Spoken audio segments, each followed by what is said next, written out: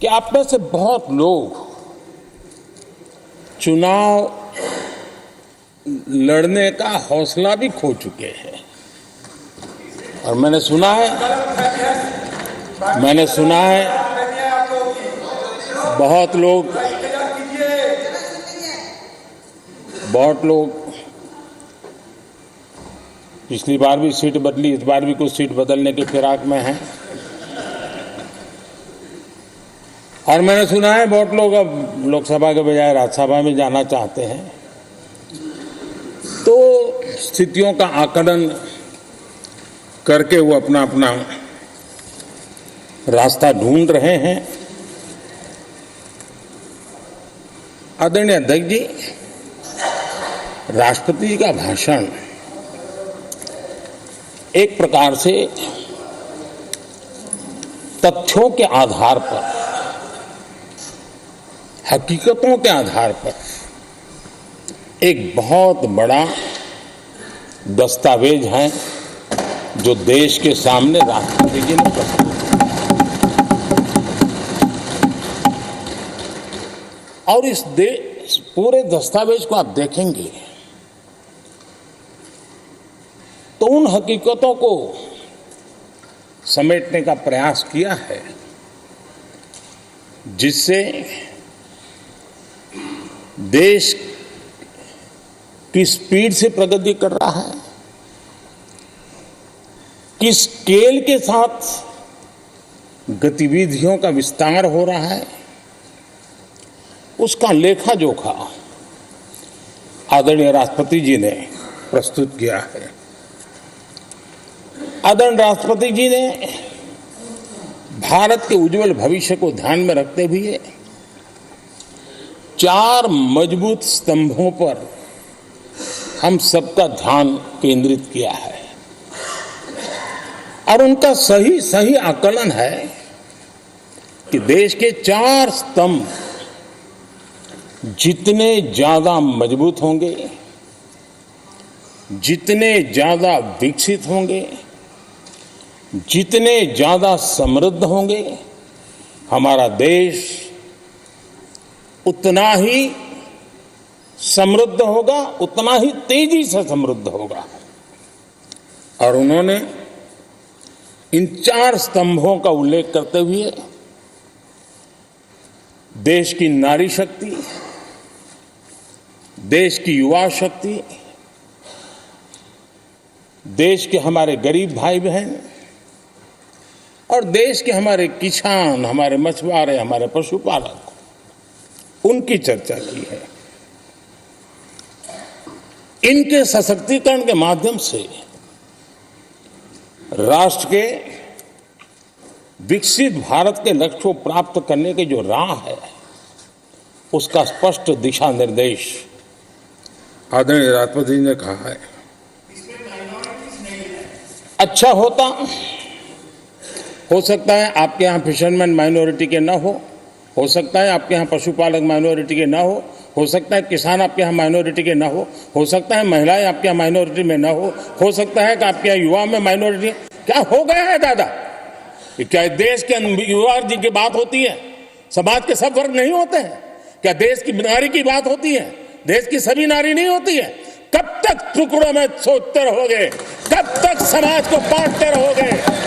सब सीमा करो। बहुत तोड़ा देश को।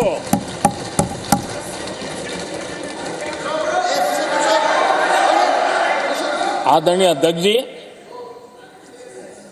अच्छा होता कि जाते जाते तो कम से कम इस चर्चा के दरमियान कुछ सकारात्मक बातें होती, कुछ सकारात्मक सुझाव आते। लेकिन हर बार की तरह आप सब साथियों ने देश को बहुत निराश किया, क्योंकि आपकी सोच की मर्यादा देश समझ पा रहा है। और उसको बार बार दर्द होता कि ये दशा है इनकी सोचने की मर्यादा इतनी है।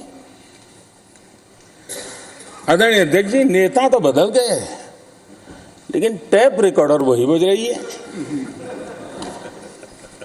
वही बातें, कोई नई बात आती नहीं और पुरानी ढपली और पुराना राग वही चलता रहता है आपका। चुनाव का वर्ष था, थोड़ी मेहनत करते, कुछ नया निकाल करके लाते, जनता को जरा संदेश दे पाते, उसमें भी फेल गए आप। चलिए ये भी मैं सिखाता हूं। आदरणीय अध्यक्ष जी, आज विपक्ष की जो हालत होगी ना, इसकी सबसे दोषी कांग्रेस पार्टी है।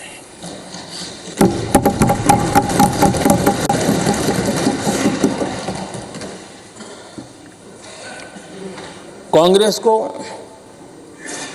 एक अच्छा विपक्ष बनने का बहुत बड़ा अवसर मिला और 10 साल कम नहीं होते, लेकिन 10 साल में उस दायित्व को निभाने में भी वे पूरी तरह विफल गए।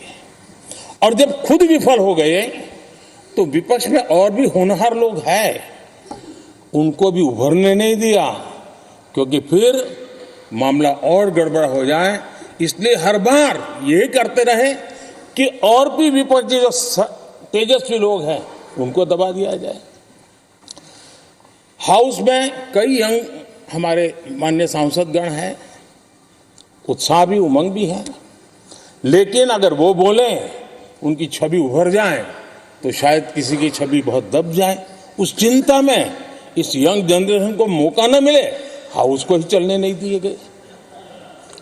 यानी एक प्रकार से इतना बड़ा नुकसान कर दिया है, खुद का भी, विपक्ष का भी, संसद का भी और देश का भी। और इसलिए, और मैं हमेशा चाहता हूं कि देश को एक स्वस्थ अच्छे विपक्ष की बहुत जरूरत है। प्रधानमंत्री जी बात कीजिए ना। देश ने जितना परिवारवाद का खामियाजा उठाया है और उसका खामियाजा खुद कांग्रेस ने भी उठाया है। अब अधीर बाबू की हालत हम देख रहे हैं, वरना ये समय था संसद में रहने का, लेकिन परिवारवाद की सेवा तो करनी पड़ती है।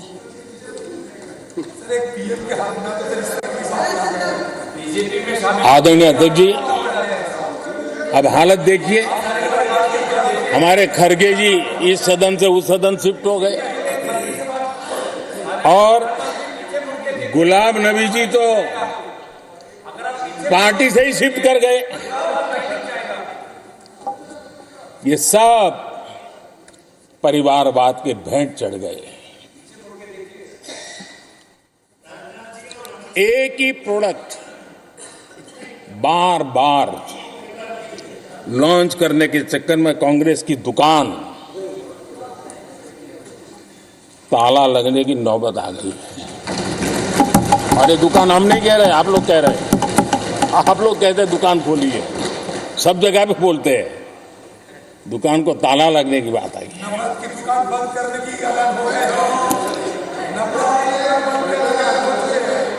यहाँ हमारे दादा अपनी आदत छोड़ नहीं पाते हैं, वो वहां से बैठे बैठे कमेंट कर रहे हैं परिवारवाद की। मैं जरा समझा देता हूँ, आज माफ करना अध्यक्ष महोदय, मैं जरा समय ले रहा हूँ। आज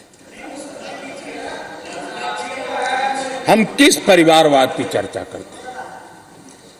अगर किसी परिवार में अपने बलबूते पर जन समर्थन से एक से अधिक अनेक लोग अगर राजनीतिक क्षेत्र में भी प्रगति करते हैं, उसको हमने कभी परिवारवाद नहीं कहा है।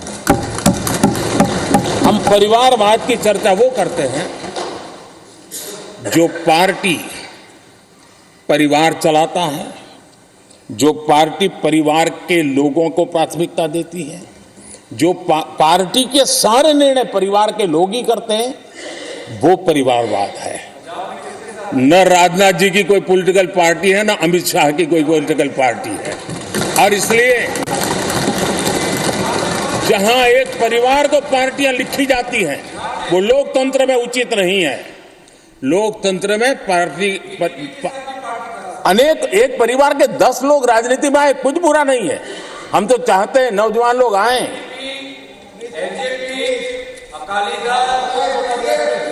हम भी चाहते हैं ये इसकी चर्चा करिए। हमारे साथ, आपके साथ मेरा विषय नहीं है। देश के लोकतंत्र के लिए परिवारवादी राजनीति, पारिवारिक पार्टियों की राजनीति, ये हम सबकी चिंता का विषय होना चाहिए। और इसलिए मैं किसी परिवार के 2 लोग अगर प्रगति करते हैं, उसको तो मैं स्वागत करूंगा। 10 लोग प्रगति करें, मैं स्वागत करूंगा। देश में जितनी नई पीढ़ी अच्छे लोग आए, स्वागत योग्य है। सवाल यह है कि परिवार ही पार्टियां चलाती है। पक्का है कि ये अध्यक्ष नहीं होगा तो उसका बेटा होगा, ये नहीं होगा तो उसका बेटा होगा। ये लोकतंत्र का खतरा है। और इसलिए अच्छा हुआ दादा, थैंक यू। ये विषय कभी बोलता नहीं था, आज बोल दिया मैंने। आदरणीय अध्यक्ष जी, एक ही प्रोडक्ट को बार बार लॉन्च करने का भरपूर प्रयास हो रहा है।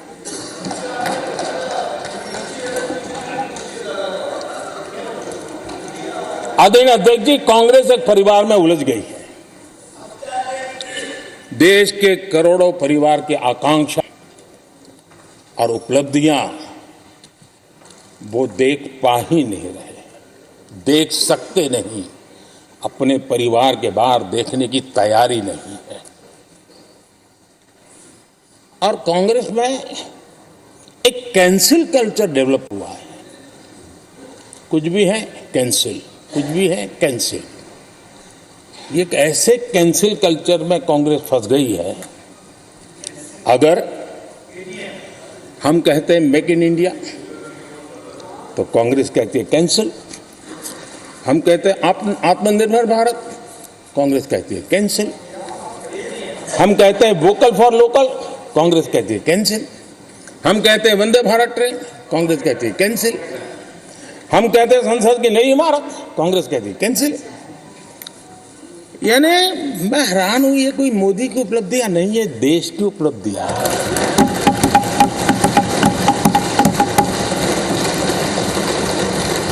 इतनी नफरत कब तक पाले रखोगे? और उसके कारण देश की सफलताएं, देश के अचीवमेंट, उसको भी कैंसिल करके आप बैठ गए हो।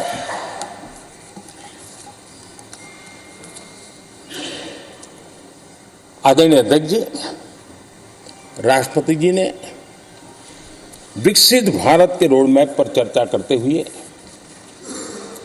आर्थिक पहलुओं पर विस्तार से चर्चा की। अर्थव्यवस्था के मूलभूत जो आधार है उसके की बारीकी से चर्चा की और भारत की मजबूत अर्थव्यवस्था को आज पूरी दुनिया सराह रही है, पूरी दुनिया उससे प्रभावित है। और जब विश्व संकट से गुजर रहा है तब तो उनको और ज्यादा अच्छा लगता है। G20 समिट के अंदर सारे देश ने देखा है कि पूरा विश्व भारत के लिए क्या सोचता है, क्या कहता है, क्या आशा करता है।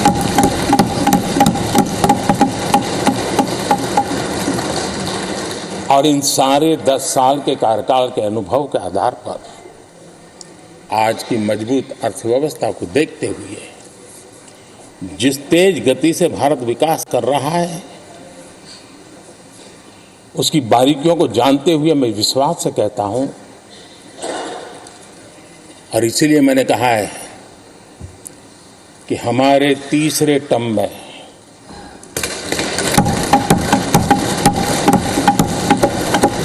भारत दुनिया की तीसरी बड़ी आर्थिक ताकत बनेगा।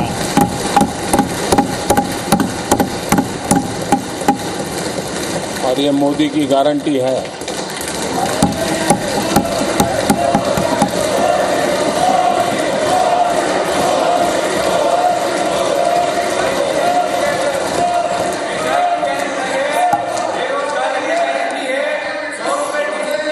माननीय अध्यक्ष जी, इनको पहले मौका नहीं दिया था क्या? सबको मौका दिया है ना? हाँ।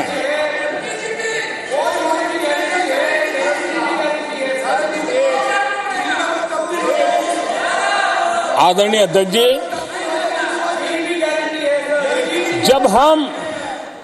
जब हम दुनिया की तीसरी बड़ी आर्थिक शक्ति बनकर के उभरेंगे कहते हैं, तो हमारे विपक्ष में बैठे कुछ साथी कैसा कुतर्क देते हैं। वो कहते हैं इसमें क्या है, ये तो अपने आप हो जाएगा। क्या कमाल है आप लोगों की। मोदी का क्या है, ये तो अपने आप हो जाएगी। मैं जरा सरकार की भूमिका क्या होती है इस सदन के माध्यम से देश को और विशेष करके देश के युवा मन को बताना चाहता हूं, देश की युवा शक्तियों को बताना चाहता हूं कि होता कैसे है और सरकार की भूमिका क्या होती है। आदरणीय अध्यक्ष जी, 10 साल पहले 2014 में फरवरी महीने में जो इंटरिम बजट आया था, उस समय कौन लोग बैठे थे आपको तो मालूम ही है, देश को भी मालूम है। जो 10 साल पहले इंटरिम बजट आया था, उसे पेश करते समय उस समय के वित्त मंत्री ने जो कहा था, मैं उसको कोट कर रहा हूं, और एक एक शब्द बड़ा मूल्यवान है जी। जब आप लोग कहते हैं ना कि तो अपने आप तीसरे नंबर पर जा ही जाएगा, ऐसा कहते हैं, उनको जरा समझना चाहिए। ये उन्होंने क्या कहा था, I now wish to look forward and outline a vision for the future. Vision for the future. पूरे ब्रह्मांड के सबसे बड़े अर्थशास्त्री बोल रहे थे। I now wish to look forward and outline a vision for the future. आगे कहते हैं, I wonder how many have noted the fact that India's economy, in terms of the size of its GDP, is the 11th largest in the world. यानी 2014 में 11 number पहुंचने पर क्या गौरवगान होता था। आज 5 पर पहुंच गए और आपको क्या हो गया, आदरणीय अध्यक्ष जी, आदरणीय अध्यक्ष जी, आदरणीय अध्यक्ष जी, आदरणीय अध्यक्ष जी, आदरणीय अध्यक्ष जी, आदरणीय अध्यक्ष जी, मैं आगे पढ़ रहा हूं। गोगोई जी, थैंक यू, आपने अच्छा कहा। मैं आगे पढ़ रहा हूं, ध्यान से सुनिए साथियों, ध्यान से सुनिए। उन्होंने कहा था is the 11th largest in the world. बड़ा गौरव का बात था। There are great things in the store. आगे वो कह रहे हैं there are great things in store. फिर आगे कहते हैं, there is a well argued view that in the next 3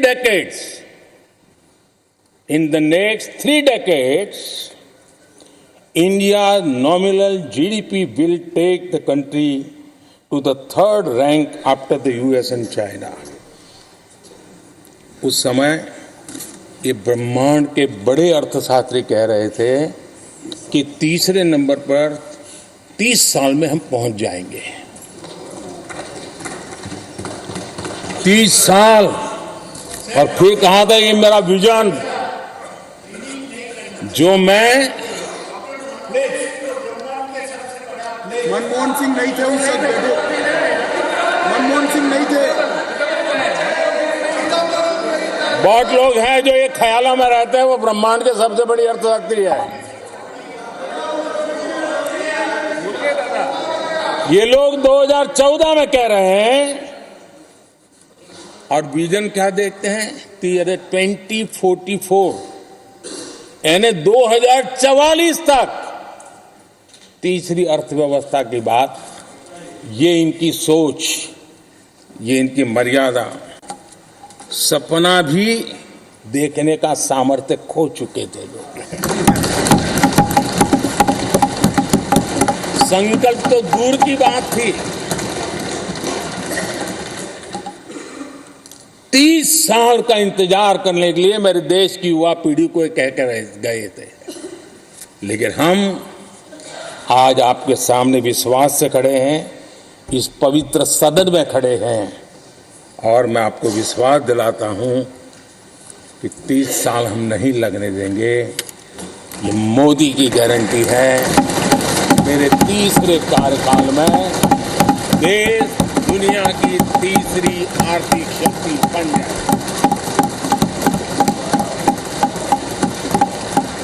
आदरणीय अध्यक्ष जी, हमने 17 करोड़ अधिक गैस कनेक्शन दिए।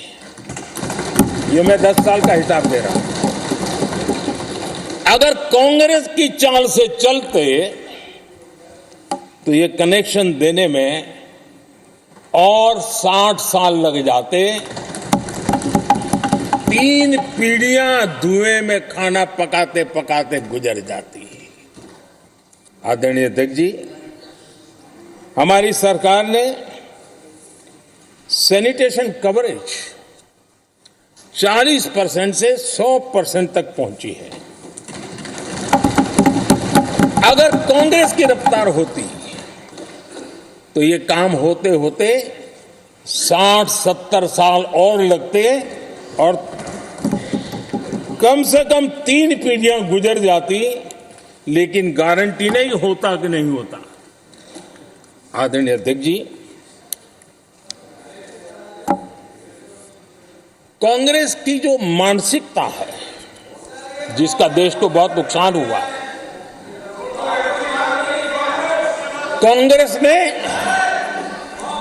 देश के सामर्थ्य पर कभी भी विश्वास नहीं किया।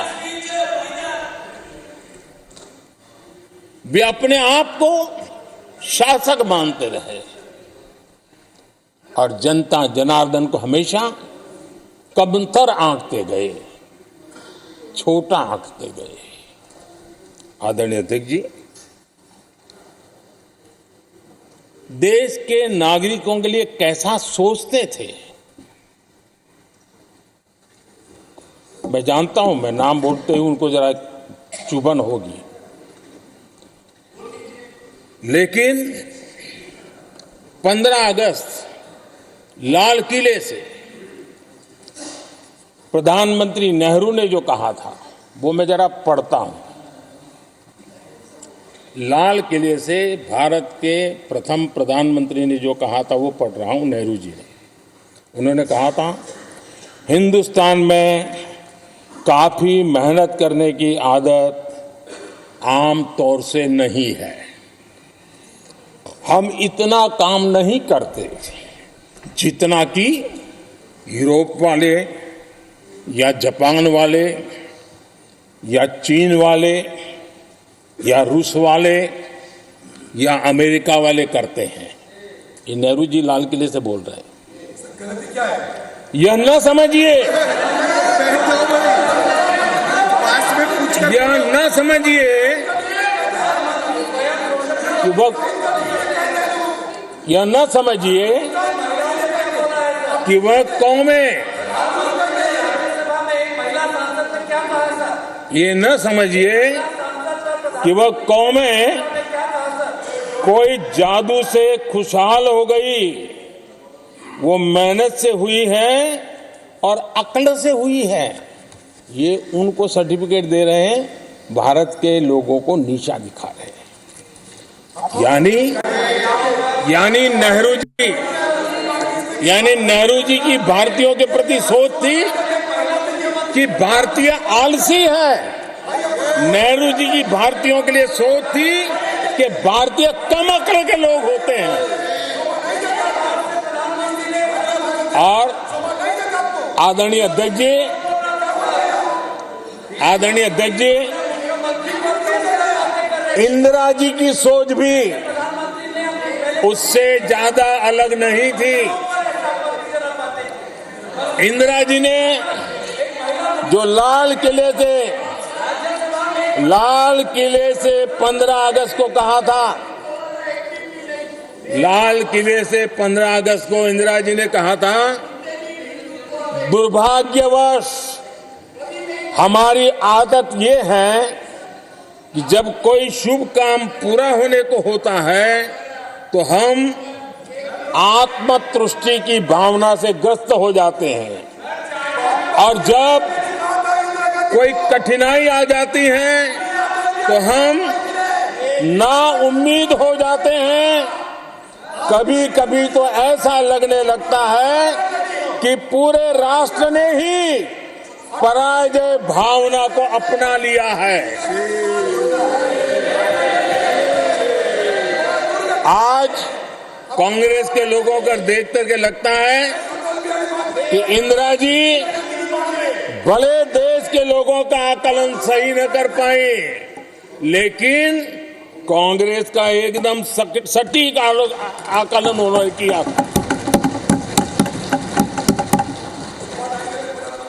कांग्रेस के शाही परिवार के लोग मेरे देश के लोगों को ऐसा ही समझते थे, उनके विषय में ऐसे ही सोचते,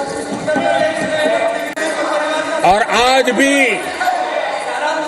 भी वही सोच देखने को मिलती है। माननीय अध्यक्ष जी,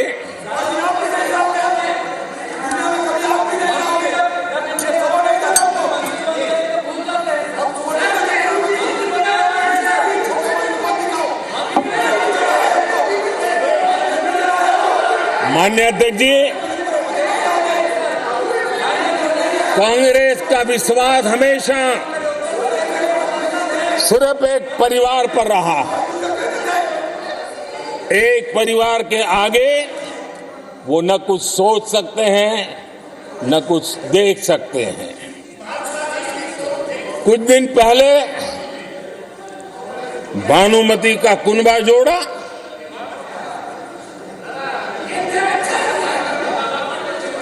लेकिन फिर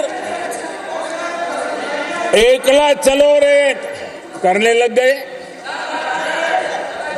कांग्रेस के लोगों ने नया मोटर मैकेनिक का काम सीखा है, और इसलिए अलाइनमेंट क्या होता है उसका ज्ञान तो हो गया होगा, लेकिन मैं देख रहा हूं अलायंस का ही अलाइनमेंट बिगड़ गया।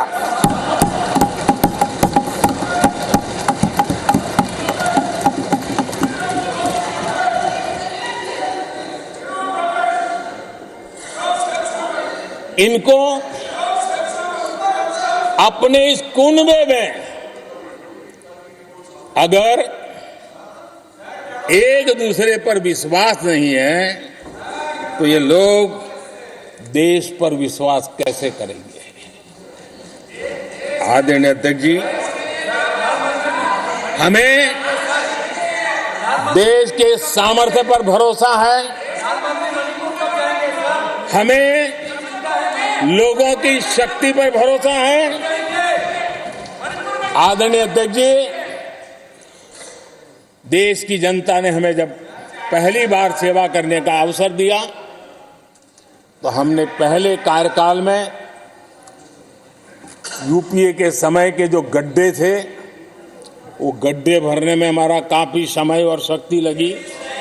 हम पहले कार्यकाल में वो गड्ढे भरते रहे। हमने दूसरे कार्यकाल में नए भारत की नींव रखी, और तीसरे कार्यकाल में हम विकसित भारत को निर्माण को नई गति देंगे। आदरणीय अध्यक्ष जी, पहले कार्यकाल में हमने स्वच्छ भारत, उज्ज्वला,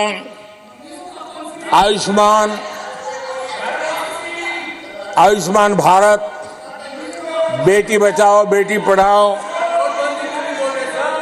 उसी प्रकार से सुगम्य भारत, डिजिटल इंडिया, ऐसे कितने ही जनहित के कामों को अभियान का स्वरूप देकर के आगे बढ़ाए।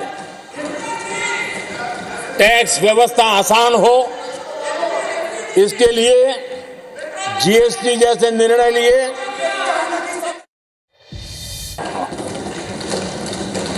आदरणीय अध्यक्ष महोदय,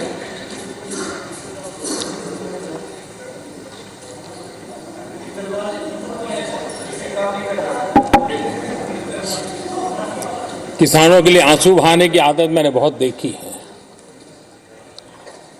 किसानों के साथ कैसा कैसा विश्वासघात किया गया है, ये देश ने देखा है।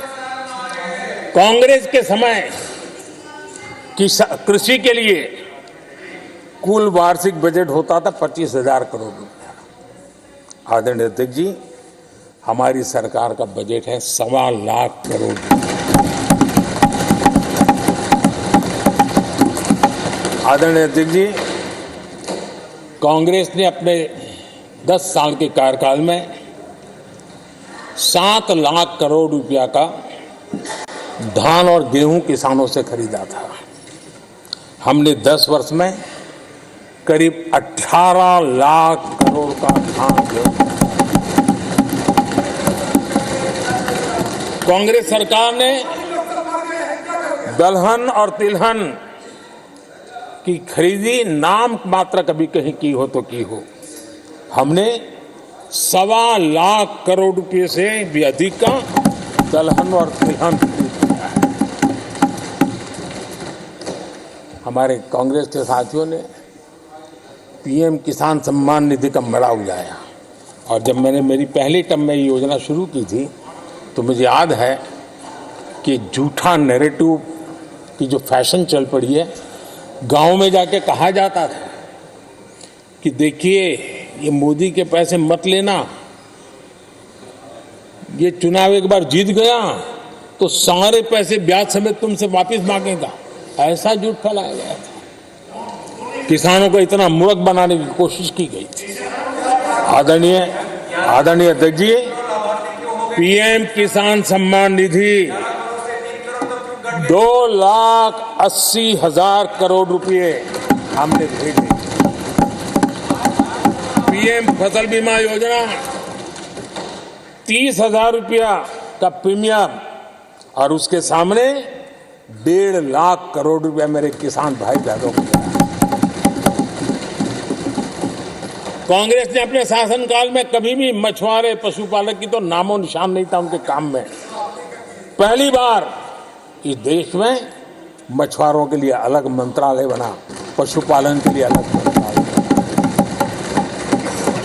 पहली बार पशुपालक को, मछुआरों को किसान क्रेडिट कार्ड दिया गया ताकि कम ब्याज से उसको बैंक से पैसा मिल सके, वो अपना कारोबार बढ़ा सके। किसान और मछुआरों की चिंता सिर्फ जानवरों की नहीं होती है, जिंदगी का एक महत्वपूर्ण हिस्सा है। आर्थिक चक्र को चलाने में इन पशुओं की भी बहुत बड़ी भूमिका होती है।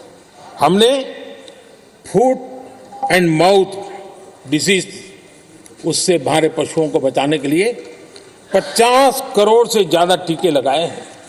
पहले कभी सोचा नहीं। आदरणीय अध्यक्ष महोदय, आज भारत में युवाओं के लिए जितने नए अवसर बने हैं, ये पहले कभी नहीं बने। आज पूरी वोकेबलरी बदल गई है। शब्द पूरे जो पहले कभी सुनने को नहीं मिलते थे, वो बोलचाल के सहज दुनिया में शब्द आ चुके हैं। आज चारों तरफ स्टार्टअप्स की गूंज है, यूनिकॉर्न्स चर्चा में है।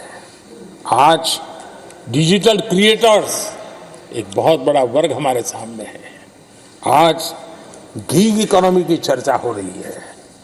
ये युवाओं के जुबान पर ये नए भारत की नई वोकेबलरी है, ये नई आर्थिक साम्राज्य की नई परिवेश है, नई पहचान है। ये सेक्टर युवाओं के लिए रोजगार के लाखों नए अवसर बना रहे हैं। 2014 से पहले डिजिटल इकोनॉमी की साइज ना के बराबर थी, बहुत ज़्यादा उसकी चर्चा भी नहीं थी। आज भारत दुनिया की डिजिटल इकोनॉमी है, अग्रणी है। लाखों युवा